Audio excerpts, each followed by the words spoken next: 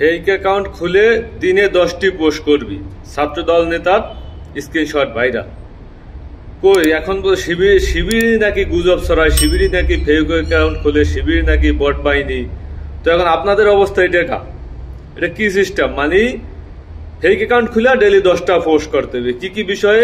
এই যে নেতা সম্পর্কে, যে নিজের দেশে সেই ভাই কি করে, ভাইয়ের জন্মদিন কবে, ভাইয়ের বউয়ের জন্মদিন কবে, ভাইয়ের অ্যানিভার্সারি কবে, ভাই এখন কোন জায়গায় আছে, ভাইয়ের শুভকামনা জানাইতে হইবে, ভাইয়ের সাথে অমুক নেতার ভালো সম্পর্ক, এই ধরনের কি বিভিন্ন ভাবে লেখালেখি করে প্রতিদিন 10টা পোস্ট করতে হইবে ফেক অ্যাকাউন্ট খুলে। তাইলে কি হবে?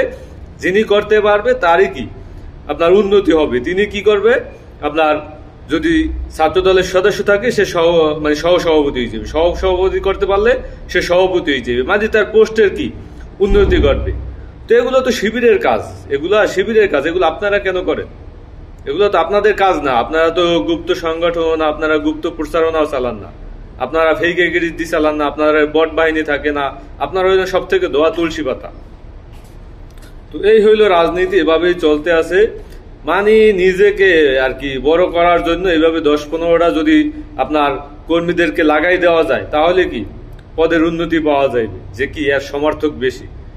আমি কই আপনার এই সিস্টেমই থাকা ভালো, ঠিক আছে? উন্নতি পাইতে হইলে আপনি যদি পদের উন্নতি পাইতে চান, তাহলে আপনাকে এই সিস্টেম অবলম্বন করা যাবে। কারণ বর্তমান হলো ডিজিটাল প্ল্যাটফর্মে প্রচার প্রচারণা চালাইতে, ওই কে যাইয়া জনসেবা করলো এগুলো দেখে না মানুষ দেখে কার পক্ষে কতগুলা ফেসবুকে পোস্ট হইলো, তার পক্ষে কতগুলা কর্মী আছে, তার পক্ষে কতগুলা ফেসবুক আইডি কাজ করতে আছে, এগুলা দেখেই কি প্রমোশন হয়, এগুলা দেখেই পরিস্থিতি হয়, এগুলা দেখেই আপনার কি ক্ষমতা বৃদ্ধি পায়। তো খুব ভালো এই সিস্টেমই চলুক, শুধুমাত্র শিবিরের দোষ দিয়ে লাভ নাই। আপনারাও শিবিরও যা, আপনারাও তা।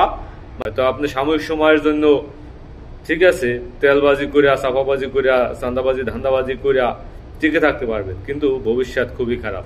যেগুলা ইতিমধ্যে ঘটেছে, আপনারা তাদের কাছ থেকে শিক্ষা নেন।